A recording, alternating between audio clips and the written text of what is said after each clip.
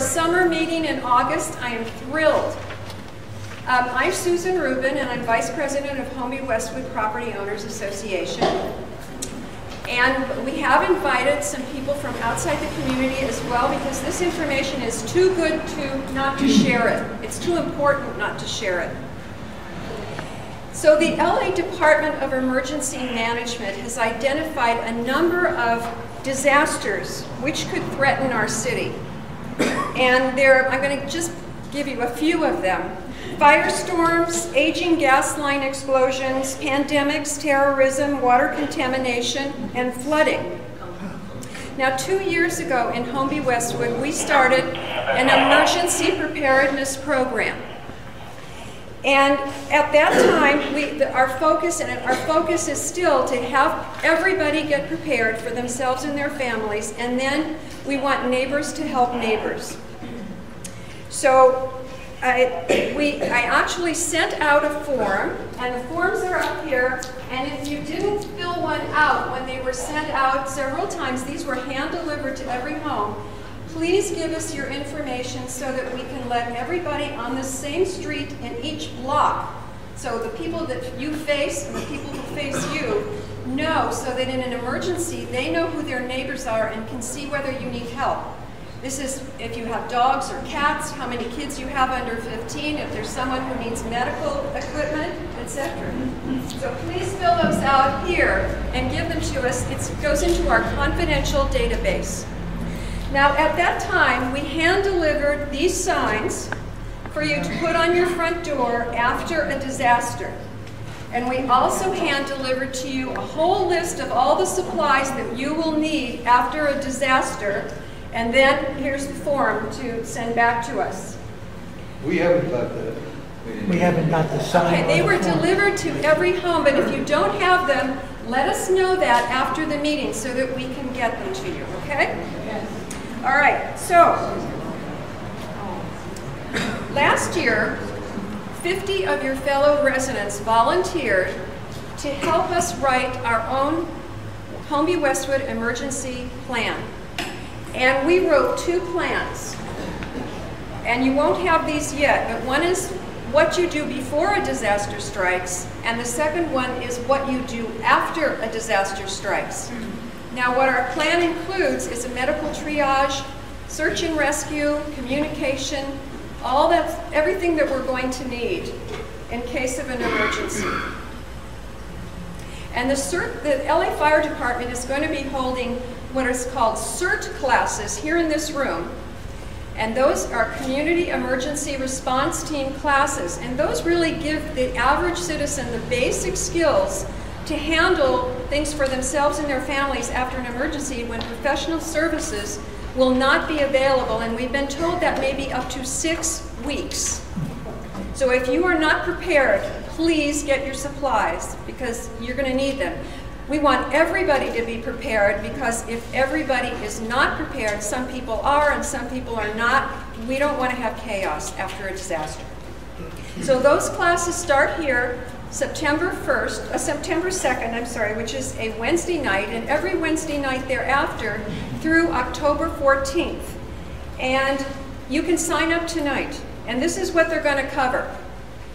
An introduction and disaster awareness, disaster fire suppression techniques, disaster medical operations and multi-casualty incidents, light search and rescue operations, team organization and disaster psychology, and terrorism and homeland defense. So if you miss a class, you can always make it up. There are classes right now at the Skirball and also Bel Air Crest going on right now, but they're going on all throughout the city.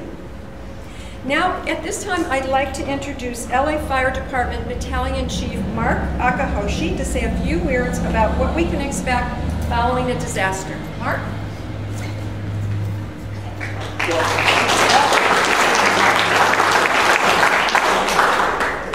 Thank you very much, and on behalf of the Los Angeles Fire Department and Ralph Tuaz, our fire chief, and myself, thank you for the invitation.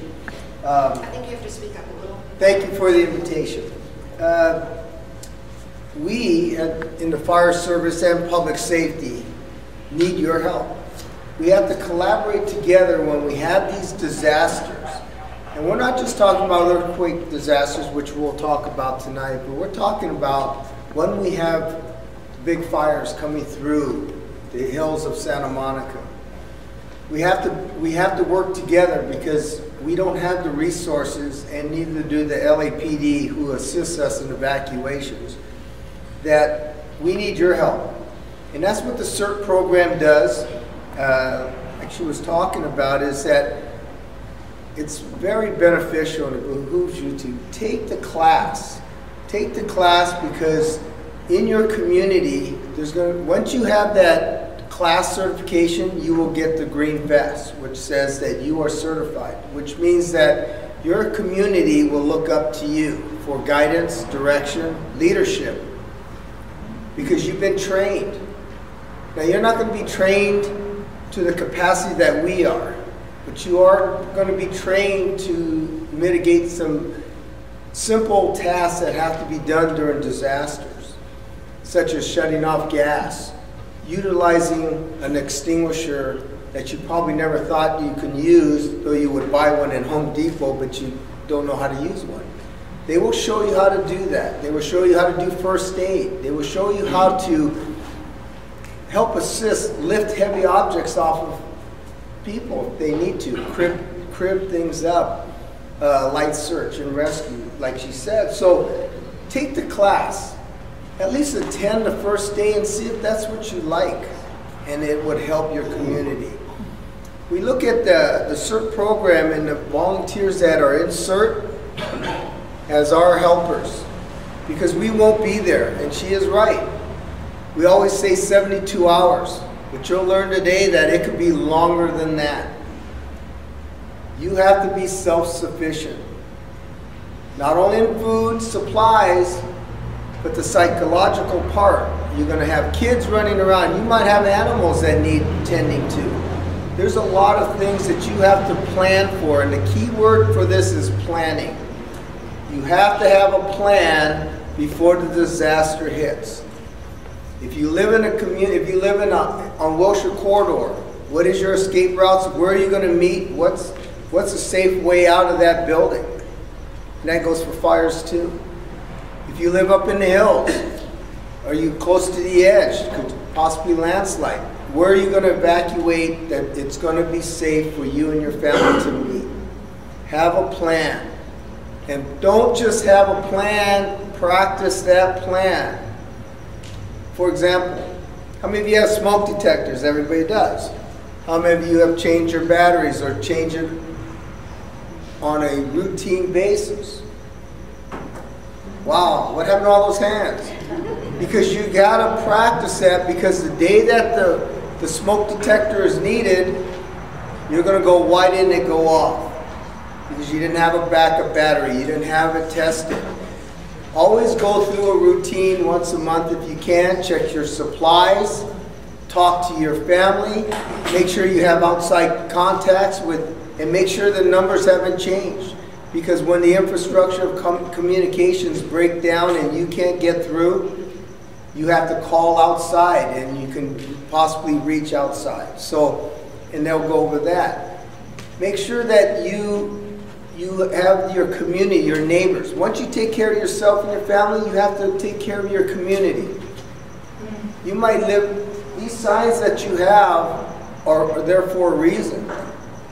You might have some needed disabilities or assistance that you need. We need to know that. But we won't be able to get to you, but your neighbors know, and they can help you. So always have that block leader or that community leader. In the CERT program, we kind of encourage you that if you have a CERT members in the community, have a meeting, get together. Because you're the ones that are going to be the one that's going to check the neighbors and make sure that their house gas is shut off, they're out of the building, and they're accounted for. You're the one. Because they're going to look at you. You're going to have that green vest. There's a reason why you have the green vest. Because when we show up, we're going to look through everybody here and we're going to identify that Here's a CERT member. What do you have? Tell us what you need and we can help you. Okay? Now, a few questions. Why is it important to be prepared? Well, because you know what? There's one fire station in this community in Westwood. 37th. That's where I'm at. 37th has to take care of UCLA, the Wilshire Corridor, VA Hospital. If they have a big disaster and you have building collapse, those are high priorities because they have the highest potential for life loss. And that's going to take up a lot of our resources to be able to extricate them and evacuate some of the buildings. Where 71s has a lot of the single-family dwelling homes up in the hills. That's where probably most of you live, in a wood house that can flex and survive some of the earthquakes that we have. However, how do they get up there? The roads would be blocked, the trees would be down, wires, everything you can think of will delay our response. Our procedures in the Los Angeles Fire Department is when the earthquake hits, we get the message right away. And when we do, we evacuate our stations. Now, I'm in one of the oldest fire stations over there, and I hope that it's still standing after the big one. Because if it isn't, we might be inside and we have to figure out how to get out to help you. So what we will do is that we will drive the district and look at all the infrastructure, all the buildings in all the main thoroughways, the freeways. The freeways may be down, so you're not going to be able to get in and out. Resources may not be able to come in and out. You may not have water. How many live along Sunset? You know how the pipes are. If they break or if your water mains break, you don't have any water. So you have to prepare for those times that you need water and food and medical supplies. Make sure you have spare medical supplies, so in case if you need that medicine, you need it, you won't be able to get it at the hospital, or maybe the local drugstore is going to be closed up, down, destroyed. You need to have that backup. Your animals. If you have animals, pets, you got to make sure you take care of them. Not only medically, but you have to make sure you have enough food for them and water. Communications is very important in your planning. And I mentioned it before. Make sure you have telephone numbers. But make sure you have extra batteries. If you have cell phone, your electricity may not work. Some of you may have generators. Your community, you may have to share some of that electricity because there are people that need that electricity, especially if they have some medical needs.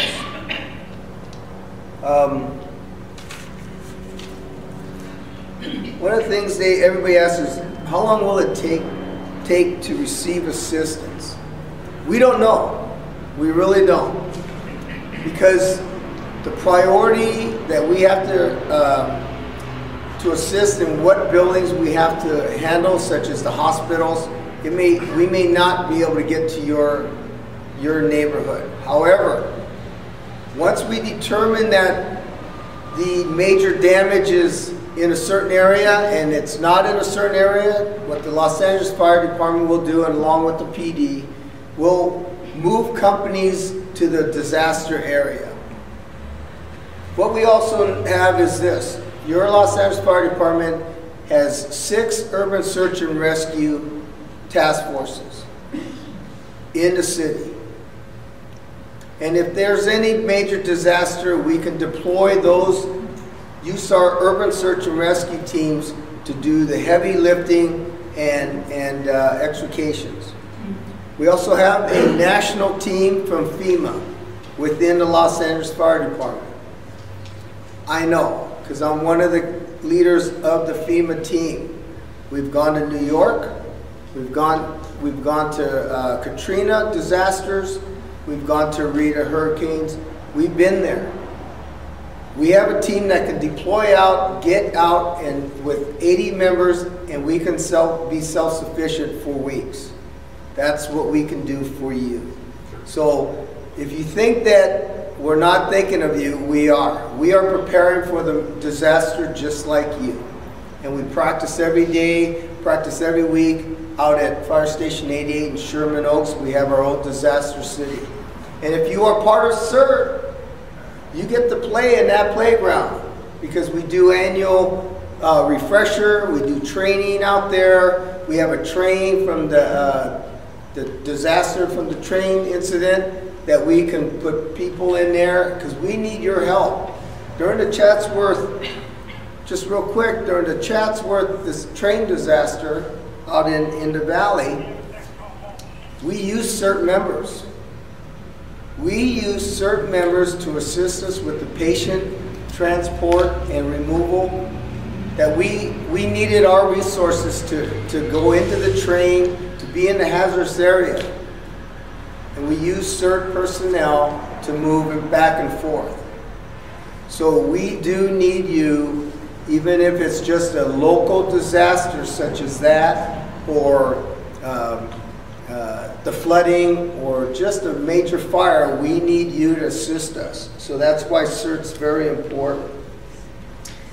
The program, I was assigned to disaster preparedness for 3 years. I oversaw the CERT program. I oversaw how they train and how we can improve our ability to work together, collaborate together when disaster hits. And we really need you to focus on when the disaster hits. It really takes a lot of focus. That's why the psychology part is there. Because you may see things that you might not like to see, but you'll be trained up, because we will train you in disasters, multi-casualty incidents. And you'll really see a difference in your own self about learning how to survive. And I think that's something that you will always take with you through this training. So in closing, I'd like to just say this. We are here to help you. Los Angeles Fire Department is here to help you. We work for you. And if there's anything that you need from us, feel free to call us. If it's concerning the hillsides, we've gone up there. I've received some calls from some of you about concerns in the community. That's what we do. So feel free to call us. If you want some training in your small communities or homeowner meetings, if you want us to come out and speak to your neighborhood, you call me and we will get a company out there and do it. We really want to work for you. Best way to contact you? I have business cards. Now, please don't pass these out to the students, because then they all call me and I have to go out there when it's finals, and because they want to have a break. But I will pass, or I will leave a stack up here. Also, I do have handouts. After the meeting, feel free to come up, look at some of them, take them. They're there for you.